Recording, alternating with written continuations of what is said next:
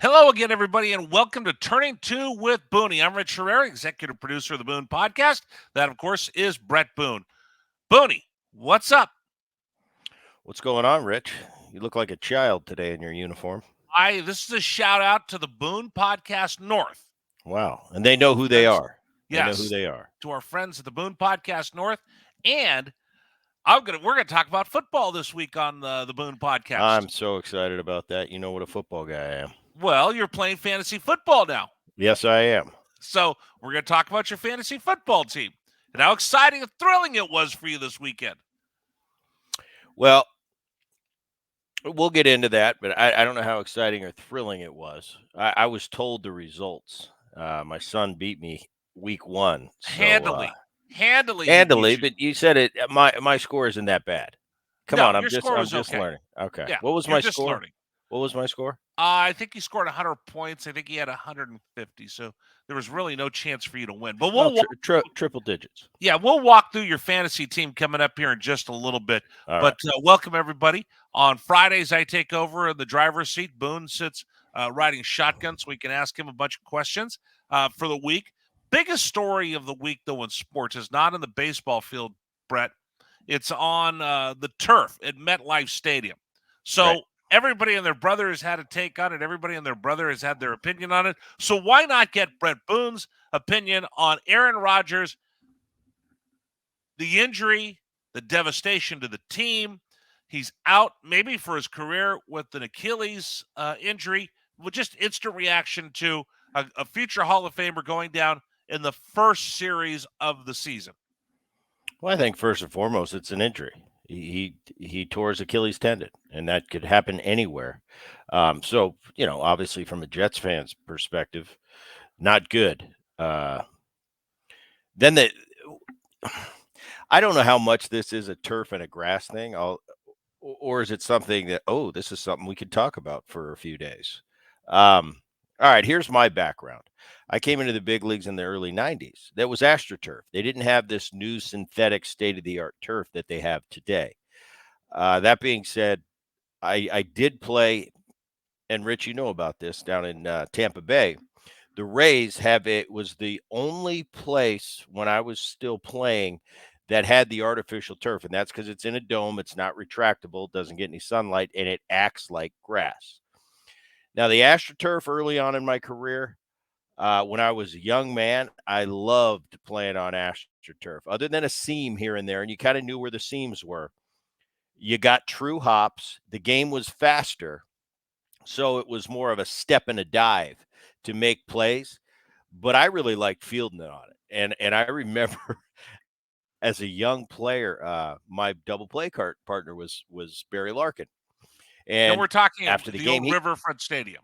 the old riverfront. So Barry'd come walking through, and he's probably 4 or 5 years my senior, and he'd come walking through ice head to toe, and I'd look at him. I'm 23, I forget 23, 24 years old. I'm going, what's up with the ice? And he just kind of looked at me and said, Bret, one day you'll see playing on this turf every day. Well, I learned that later in my career. My knees at the end of my career, I attributed a lot of the turf I played on in Cincinnati for years. I came up in the Kingdom.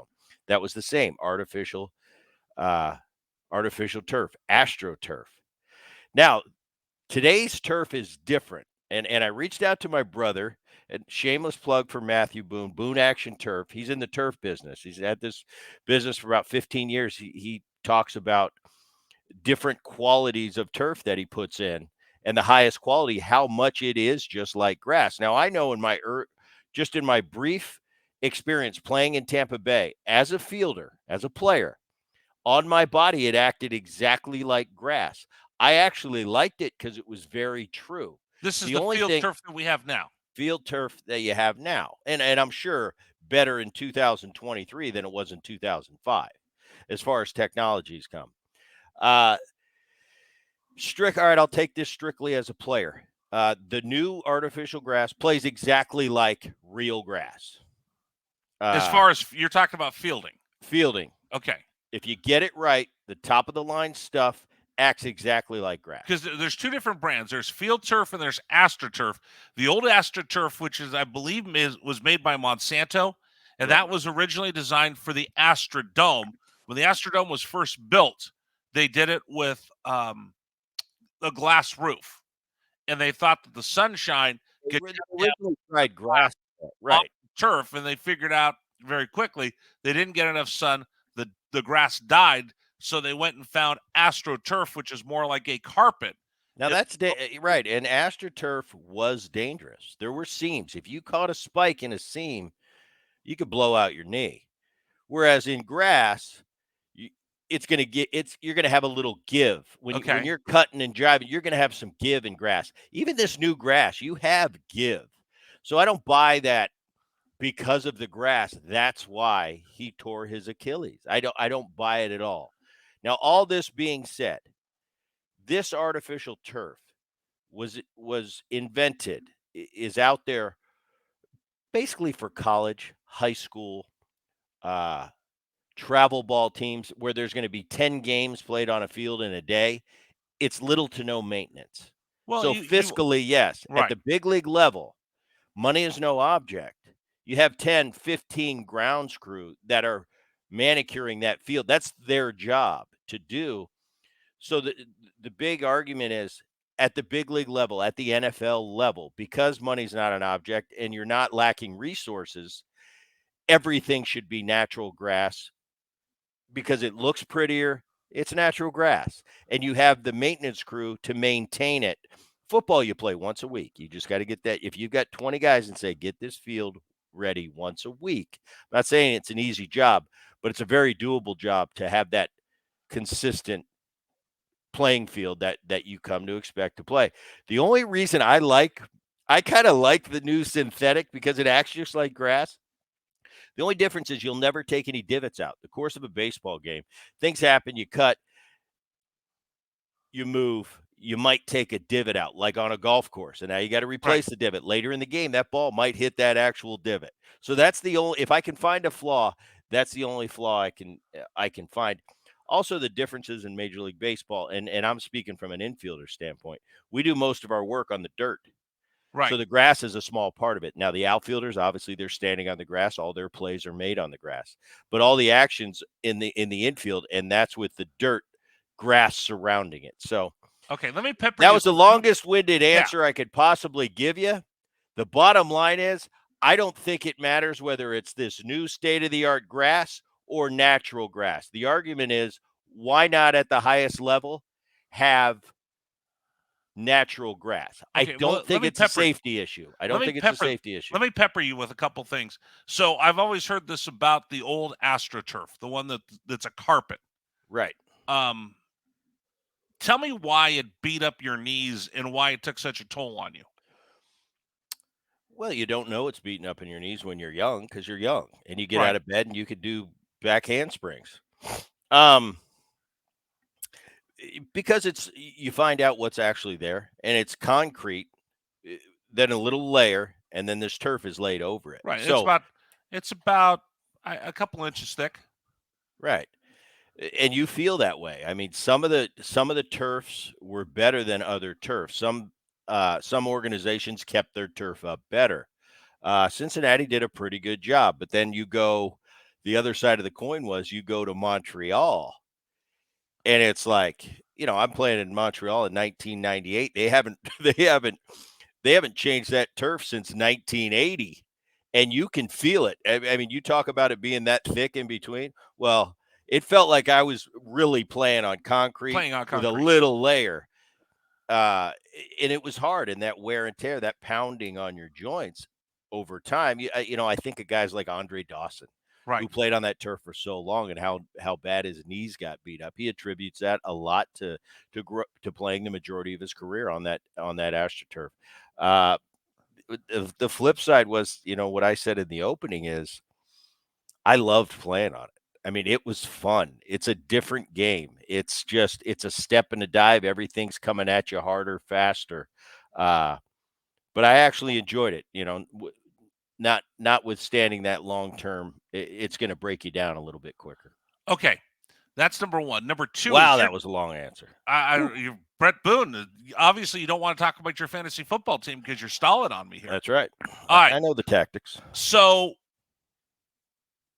playing on it, fielding it, you like the AstroTurf better because it was quicker, truer I bounces. don't necessarily say I like it better. It was fun. It was a It was different fun. game. Okay. It was a The different new game. turf that we have now, you see the little pebbles pop up when the baseball hits it, or you see when someone is running, you see the little puffs of a cloud that pops up, or when somebody is getting up and they're covered with little pebbles and such.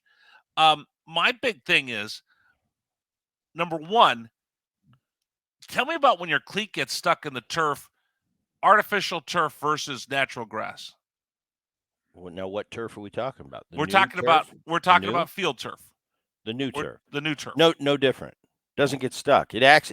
It's designed to act like natural grass, so it has give. Okay. The AstroTurf, the old AstroTurf, had seams, and if you caught a seam in your spike, you can you snap your knee in half. Right. But this new grass is designed. It's state of the art. It has give like grass. Okay. So the injuries aren't there. That's why I don't buy the injury thing. When you talk about the pebbles, Rich, that's more of a football thing.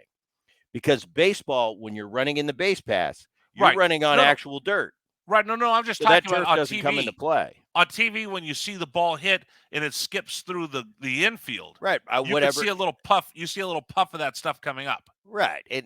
I don't know. I mean, I don't know the dynamics, the ins and outs No. of It how just it's built. it's the fill. It's the fill that keeps you Right. Right. that keeps it feeling more like you're playing on top of grass that's sitting on dirt.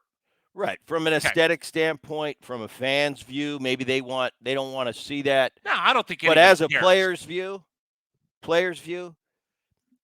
let me not take all the players' view because I haven't interviewed the current players and what they think. Right.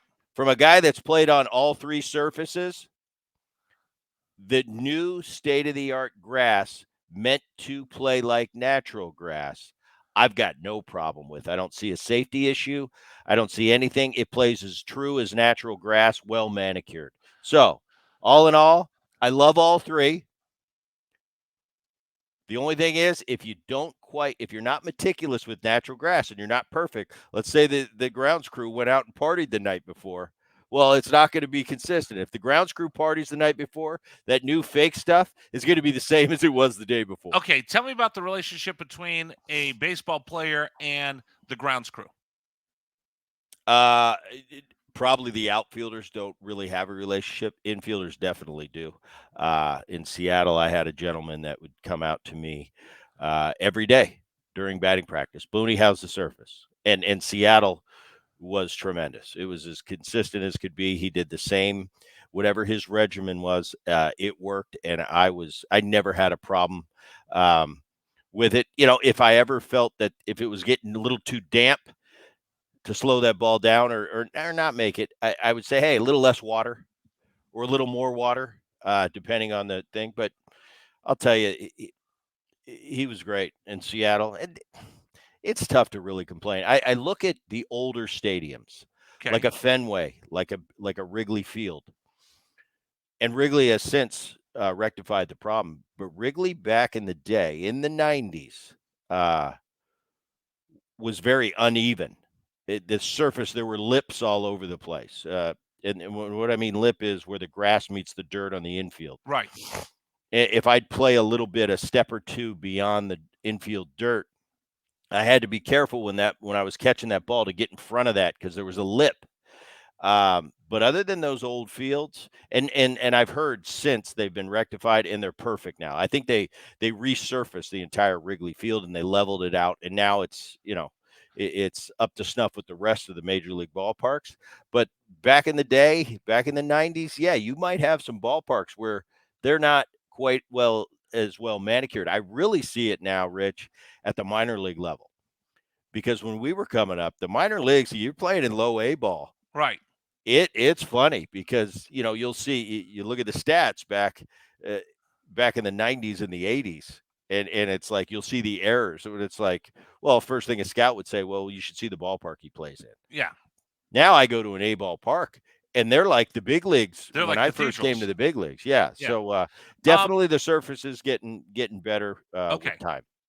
Other thing is, and you talked about this, you talked to Matthew, I did a little research as well. It's not always the natural grass is perfect. Super Bowl last year, Brand new turf at State Farm Stadium in Glendale. First quarter, people are complaining they couldn't run and they couldn't cut because the turf was so bad. And you have places like Green Bay, Lambeau Field, which is a hybrid of it has some natural turf and some of the artificial turf built together. They also have coils underneath to keep the ground from freezing. They have antifreeze coils underneath, probably the best turf that you have in any professional sport in North America. But there's also times New York, when it gets cold in the winter, it's hard to keep that grass growing. So there's a whole bunch of other stuff that goes into it, whether you have real grass or natural grass in there. Sometimes, like you said, for high school, I could do 10 events a week and nothing's going to happen to that field. But you also have inclement weather. You have teams that'll have a college play there as well. So it's not just as easy as, well, they're being cheap. They have artificial turf. They should get the grass. There's other things that go into it as well. Well, and football is a different animal than baseball. Baseball, we're doing all our running on the base pass, and the base pass in baseball are Well, dirt. you are. The outfielders aren't. Right. But I'm talking about the offensive player. Okay. It's in the NFL, these are big, strong, fast men. And what is their job? Right. To evade the tackler. So you're going to be cutting and jiving on grass. It's just it's not comparable, the game of baseball to the game of football when it comes to a surface and as far as getting a grip. That's why you'll see it more. And you're right, the inclement weather, you'll see in the NFL, oh, they're going to the long spikes today Right. because of the weather. Well, that's an NFL thing. Baseball, we wear metal spikes. I'm never going to the long spikes in baseball. It's consistent. The Right. weather, Okay. if the weather gets too bad, we have a rain out. We don't play the game. Football and baseball, it's just apples and oranges. It's just really apples and not oranges. All right, competitive. but this is not apples and oranges when you have a devastating injury right off the get-go. So Rodgers goes down, and it's so New York Jet. It's so New York Jet. First series, he has 4 plays. He's done for the year. What happens inside a clubhouse locker room for a team when you have one of your big stars goes down so quickly, so early, and it's devastating for him because he's done for the year. He's not going to be on the team for the year. So there's that awkward moment where he's no longer part of the roster, and you have to pick up and move on without a guy that was going to be one of the big cogs in your machine. Yeah, I don't think there's really anything in other sports comparable to an MVP caliber quarterback. What if your horse? What if your number one starter went down? Well, look at the Texas Rangers and Jacob deGrom. When healthy, arguably the best pitcher in baseball goes down. They keep going because that's one pitcher. But he doesn't pitch every day. What I'm asking about is what's it like inside the clubhouse when you get that horrible news that one of your big dogs is out? Oh, definitely not good, but you got to be a pro and move on. I mean, this is a part of the game. This is a part of life. It happens on a yearly basis to somebody. Somebody loses a key player on their team every year, and there's 2 ways you go about it. Sit there and you lick your wounds and woe is me, or, hey, we got to move on despite this. This is what, and it's a rallying cry. So we'll see what happens. I don't know. Jets, from what I'm hearing from the football types, yourself included, Jets are pretty good this year. Jets are very good. And that's why there was so much excitement in New York, is like, Jets defense is good. It's a good team. And by the way, we got Aaron Rodgers, one of the greatest to ever do it, opening day. It's got to be, from a fan's perspective, which I'm not. It's got to be devastating. You're playing fantasy football. We're going to make you one this year. Rich, I always answer it this way. Are you a fan? I'm really not a fan of anything. I'm a fan of sport. You're an athlete. You're not a fan. I appreciate great play. Okay. What about for that guy who's injured? Oh, they can't help the team. It is the worst. Because you're no longer part of the team.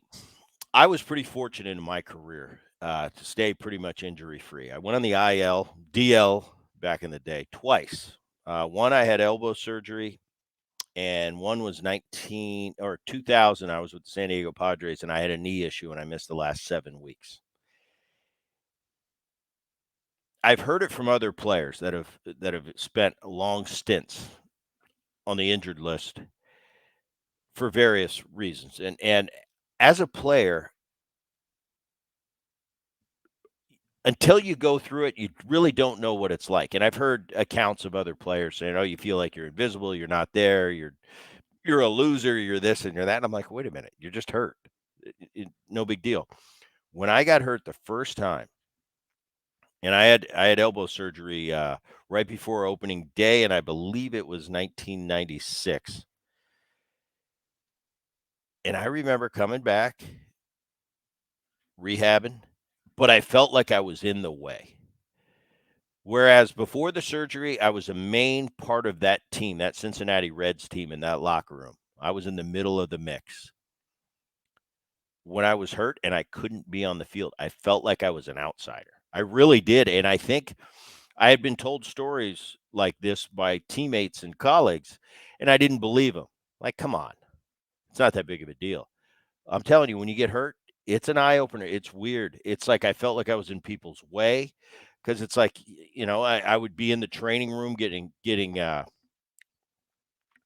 treatments and feel like, well, wait a minute, these my teammates, they have to play today. I'm just this guy in the way taking up a training table. It's a really bizarre feeling, and it's not a good feeling. It's not a good feeling, and that's on the baseball side. That's a little bit different. Aaron Rodgers will be. They've got so many staff members. He'll probably have his own thing where he's going to rehab this, so he's not kind of in the mix of his players. But baseball, when you play every day, and it's 162 games, and let's say you have a 10 or 12-day homestand, and you're still a month away from coming back, you really do feel like you're in the way. I remember those. Like I said, I was lucky. It didn't happen to me much, but I remember when I was hurt, I'd make sure I got to the ballpark really early, got into the training room, did all my work before the guys that were actually able to be in the lineup tonight got there. And I felt like I was just, okay, can I help you with anything? Can I get you a Coke? I felt like that guy, and it's really a bad feeling. I don't know. You're a fish out of water. It's almost like you don't know how to behave. Wow. And I've seen that before. And it's that Yeah. kind of that faraway stare that you have, and you're scurrying about. Listen, I've seen Bret Boone walk in the tunnel, and he's got all kinds of swagger, and he's pulling his bag, and he looks like he owns the joint as he walks in. And then I've seen players walk in to the stadium on crutches or with their arms in a sling, Right. and you see them, And they're star players. and they're star players, And and it's like you take away their personality. Like you can't play. it's you took Superman's cape. Yeah, you did. And not saying not saying we're all supermen, but yeah, I think that reference is accurate. It's like this is my ability, this is what I do, this is what I bring to the table, and all of a sudden you chop my legs off. And now I can't do it. And I don't want to cheapen that in real life, but that's how you feel kind of as an athlete when you can't perform. I think you summed it up perfect. You lost your superpower. And you see them, and they walk in, and they're standing next to the wall. They're hugging the wall. It's They're not. humbling. Yeah, It's like now I got to walk around life and be like a non-athlete like Rich Herrera. exactly. 100%. Let's move on. Braves win the American League East again. You were a Brave Mm-hmm. once. Mm-hmm. Does it get monotonous and boring when you keep doing it over and over and over again? Why would it? Absolutely not. And they've got two Do you World take Series it for granted? depending on the team, depending on the personnel. Um, I don't think this Braves team does. And I look at that staff top to bottom, and it's a pretty good mix of coaches with the skipper at the top, uh, who grew up in the under Bobby Cox in that Braves organization for 25 years before he got a shot. And I'm talking about Brian Snitker. And his staff that he's put underneath him is a combination of new school and old school. I think it's whatever they got going, it's a perfect combo. And then you look at the talent level of the roster they put together. Uh, this team is really good. I mean, there is not a weakness, and one of the best offensive years in the history of baseball they're putting together right now. And Robert Acuna, as of today, he's my MVP over Mookie Betts, and that's Wait a not minute. Wait a minute. Mark the tape. What'd you say? today, which is 15th. Ah, that's a cop out. I want the who Well, should be the MVP? Rich, here's the deal. I broke him down. Mookie Betts is hitting 311. He's on base 411. Acuna's hitting 333. He's on base 415. Acuna's leading the National League in runs, hits, stolen bases. And I'll get to that later. They're both leading off. They both have around 100 RBIs in the leadoff hole, which is unbelievable. Mookie's got 101. Acuna's got 97 ribbies. These guys are having two of the greatest leadoff seasons of all time. Mookie Betts is playing second base and shortstop. People have no idea. Right fielders don't just come in and play second and fill in at short. It's unheard of. Goes back to when I used to, and I've told this story on the podcast before. Mike Cameron, a great friend of mine to this day, when he was my teammate, he'd be in taking ground balls. And I said, Cammy, and he was a great center fielder, Gold Glover. I said, do you know what an outfielder is? And he'd say, what, Booney? I'd say, it's an infielder that's not good enough to play the infield. So get back in the outfield. And he agreed, but he loved playing short. And during batting practice, he'd take ground balls with the infielders. I've seen Mookie do that. It's one thing to mess around with us before the game. It's another thing to actually start a big league game at shortstop. And it's not like you're starting a game in left field versus right or first base. Okay, shortstop is far and away the toughest position to play. Let me finish. Mookie's playing short. Mookie's playing second. That's just a bonus to the great year he's had. But what separates the two, he's closing in on 70 stolen bases. And all I can give from an insightful personal experience is when I was a young player, I would look at this 2020 and I'd say, what's the big deal going 2020? What's the big deal going 30-30? Now, I could appreciate the 20 home run side and the 30 home run side because I wasn't a base stealer. But I really thought, what's all the hype about? Until in the early 2000s, I had a few really offensive seasons. And, man, it felt like I was on base an awful lot. I think the high I've ever had, base stealing-wise, was 16. But the year I stole 16, I was like, wow, that's a lot of bases to steal because I'm on base so much. Base stealing really takes a lot out of you. And the fact that he's doing it this clip, almost 70, is the only thing because they're neck and neck on pretty much everything else.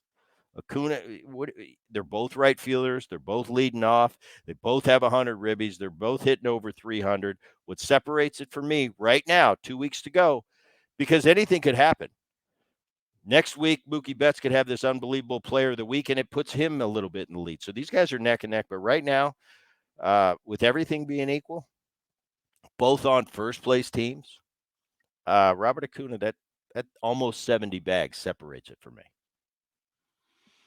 All right, we'll have to ask him this question next week because he's Bret is giving and what is really amazing about this and the mirror images I'm looking at.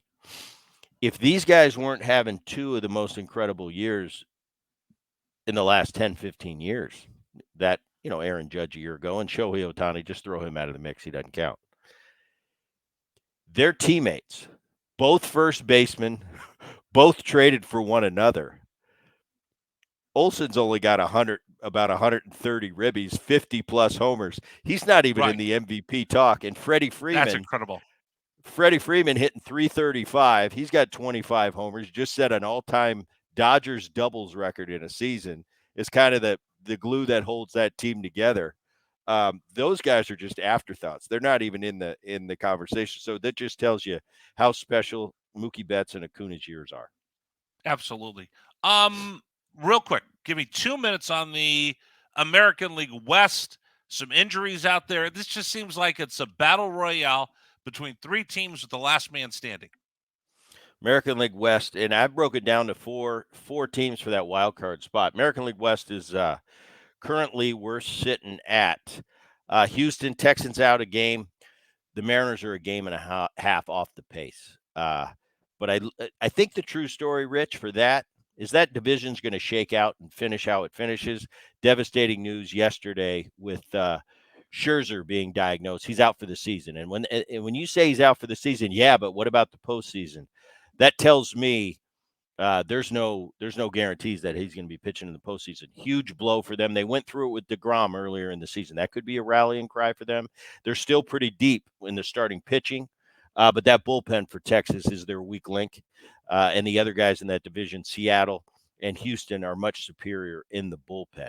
But I think it comes down to a 4-team race for 3 spots. Baltimore is going to be in. Tampa Bay is going to be in. The Minnesota Twins are going to be in. So you got 3 spots. And that shifts the focus to the AL West, where you got Houston, Texas, Seattle battling for top spot. But then you've got the Toronto Blue Jays, who recently are getting whooped by Texas.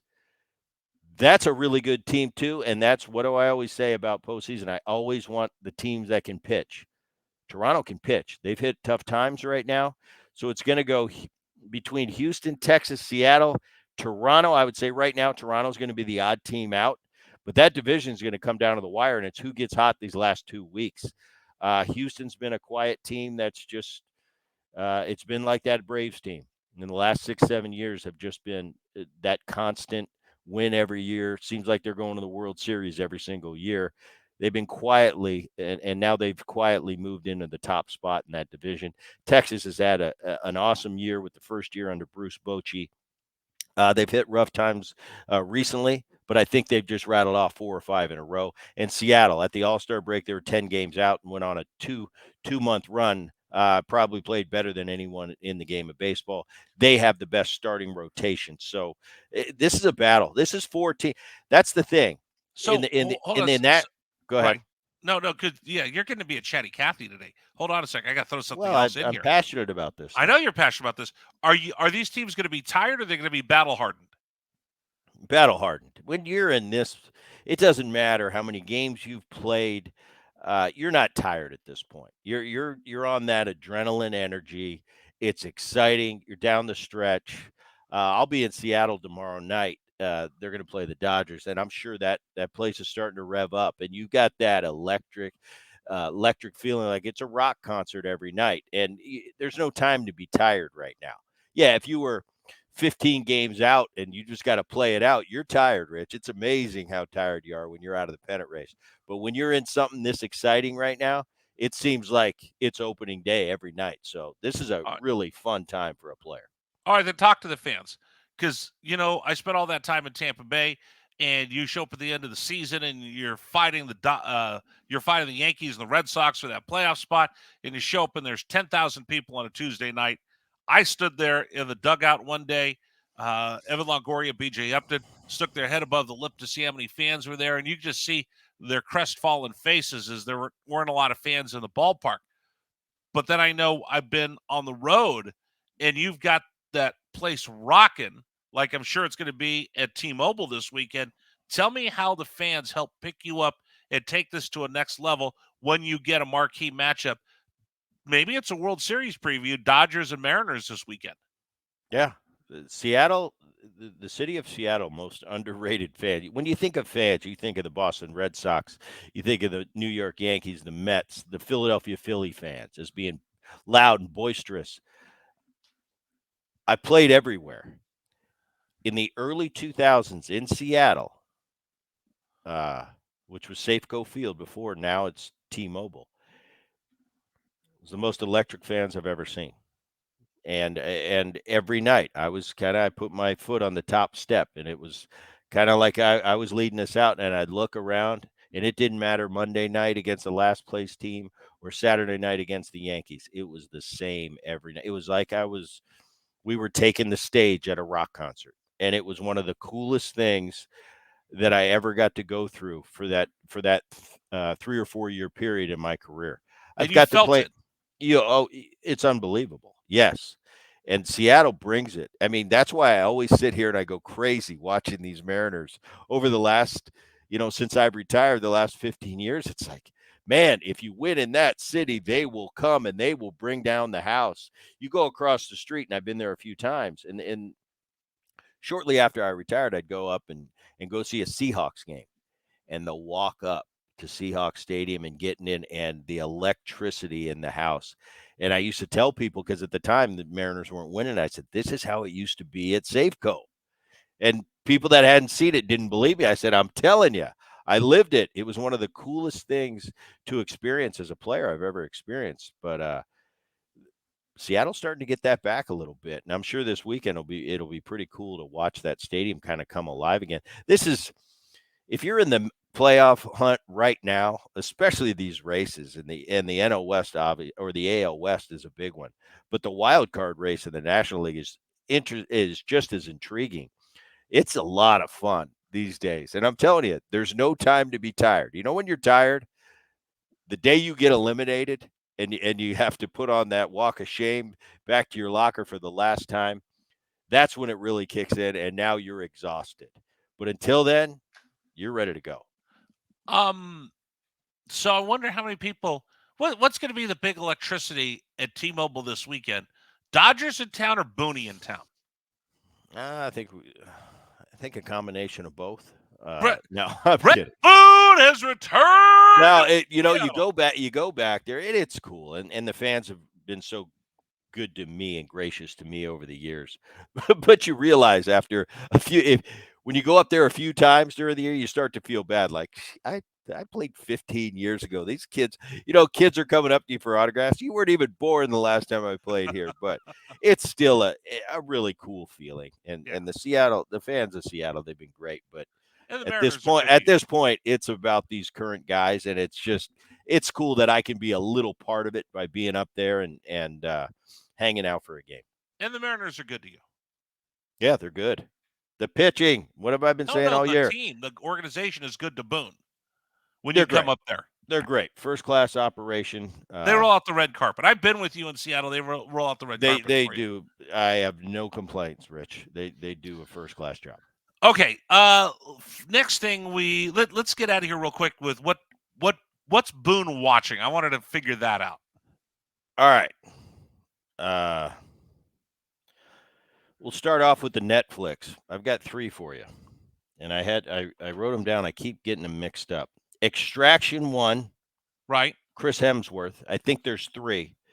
I got Krista started watching because I don't like watching movies on Netflix. I like series, not movies.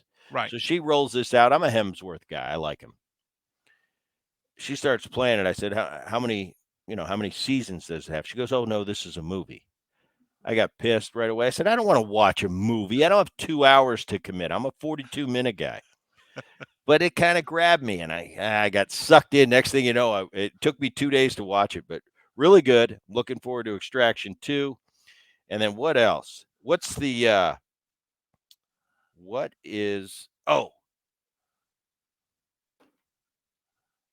Safe on Netflix. Okay. It's really good. Really good. European based. It's a good show. Okay. I watch it's one series, and then I'm bad with names, but what did we just see, Rich? And I saw it because you were going to the movies. The Denzel Washington. The third Equalizer 3. The Equalizer. See, Extraction, Equalizer, same thing. I know. We talked. Jake was in the car with you, and we were trying to figure out the name of the movie. But I'm a huge Equalizer 1 and 2. I thought it was the third one. I thought was the best. And for me, Denzel can do no wrong. He just cannot put a bad product out there. Even his worst movies are solid. Never do you leave a Denzel movie and go. No, I took my wife to see Equalizer 3. She's like, I don't want to see that. All you watch are those, the people getting hurt. I don't want to see that. But I made her go with me. She came away like, that was incredible. What a great movie. Denzel is he's just a movie star, man. There's a difference. There's great actors, and there's just movie stars. The presence he has. Denzel's just a movie star. Yeah. He can't do a bad movie. What's your favorite Denzel Washington movie? Man on Fire. It's not even close. I love Man on Fire. Man on Fire is unbelievable. And you know what I thought was cool about? I don't want to give away too much with this Equalizer 3, but the little girl in Man on Fire Yeah, has a starring role. I didn't even know it was her. I had to look, take a double take. I yeah, thought that was really cool, bringing the two back together right. 20 years ago. And the last time they worked together, she was a little kid. Little kid, yeah. Uh, Man on Fire, I watched it over and over. I think it's an early 2000s film, Yeah. No, I like but Man on Fire. unbelievable. I love Crimson Tide. That's a great movie. There's no movies that he's made that I don't like. No. Put it that way. But Man on Fire is my favorite. Are you watching The Bear? Did you No, tell me you were watching that? I'm not. Okay. I started watching Mayans last night. I got 10 episodes I haven't watched. I was too busy to watch them. They're all in there. I was cleaning off the DVR and I started watching that last night, and it was good. I watched like 3 episodes in a row, and I was like, I better stop right now. We're going to be here at 4 in the morning watching all 10 episodes. That's not bad if you get a chance to watch that. All right. 2 more things before we get out of here. Let's do Boone approved, and then we're going to talk about your fantasy football team. Boone approved. Easy. We just talked about this. Man on Fire 3, excellent. Sometimes sequels aren't. How does Boone feel about movie sequels? Boone approved, yes or no? Absolutely. Yeah, I love a good sequel. And there's some sequels that you wish they would have made that they didn't. I wanted to see a Napoleon Dynamite 2. They never put it. Okay. They said they didn't want to be typecast. You kidding me? You're Napoleon Dynamite. He's only done one other movie. He was in always Benchwarmers. right. You'll always be Napoleon. Ride that pony, baby. Come Uncle back. Rico. I don't think I've ever seen Uncle Rico in anything else. No, it's ridiculous. Of course you make a Napoleon Dynamite 2. They didn't do it. Okay. But I loved it. People like to criticize, Rocky 2 wasn't as good as the Who cares? Rocky 2 is phenomenal. These. One night I did when the last Rocky movie came out, I did 4 hours on all of the Rocky movies. Which was the best one? Which is the best? Yeah, of Rockies all the way to the new one, the new Creed movies. I don't like the new Creed, the latest Creed, because they didn't. They kept Sylvester out of it, right? Out of the mix. That bugs me. That whole thing is made possible by Sylvester Stallone, and the fact that they excluded him. I didn't even go see the recent Creed. All the Rocky movies, even the ones that everybody said sucked and they're no good, they're Rocky to me. I hear that music. It doesn't matter. You could put just put a bologna sandwich out there, and I'll like that movie. So I'm a huge, the whole Rocky trilogy. I'm in. I'm all in on all of it. Okay. So yeah, I don't have anything negative to say. I don't have a favorite. Yeah, the original Rocky's a pretty classic movie, but they're all good to me. I like them all. All right, let's talk about your fantasy football team before we get out of here. That's why you're going to talk about it. All right, so just so you know, here's who you have on your fantasy football team, because we did an auto draft, so Bret didn't have to sit there and do the homework to get through the draft.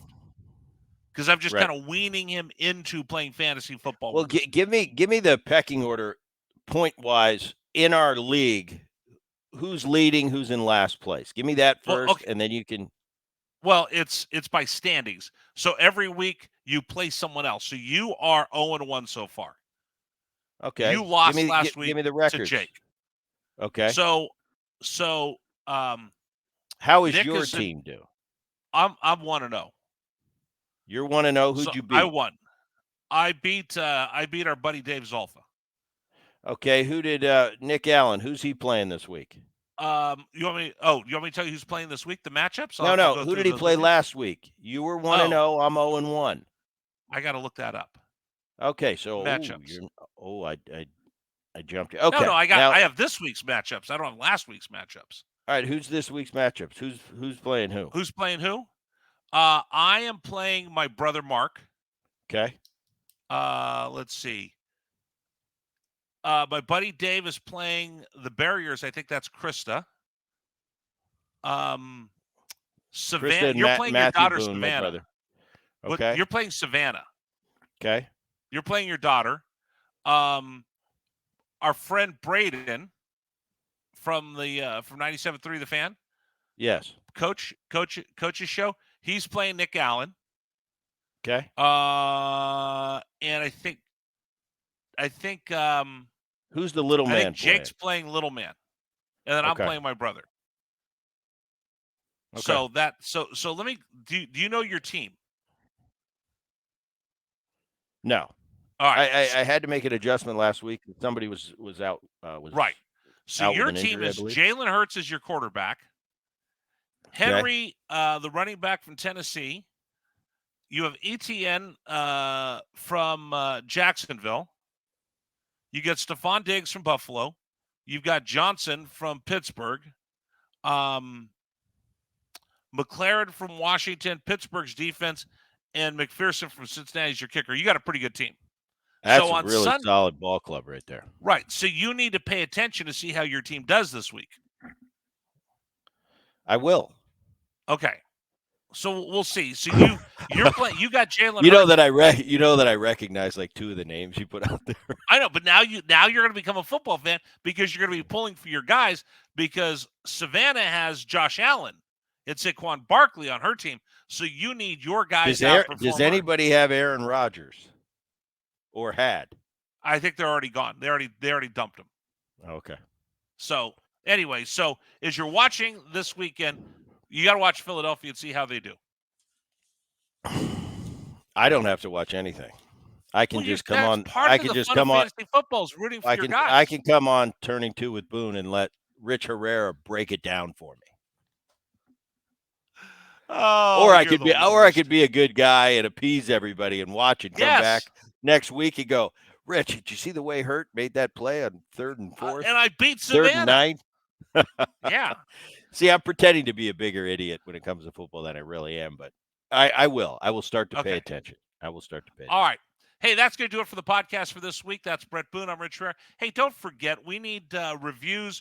We need reviews. We need 5-star ratings. If you enjoy the podcast, that's how we help grow it. Please do so. That's it for this edition of Turning Two with Boney. We'll talk to you next week, everybody.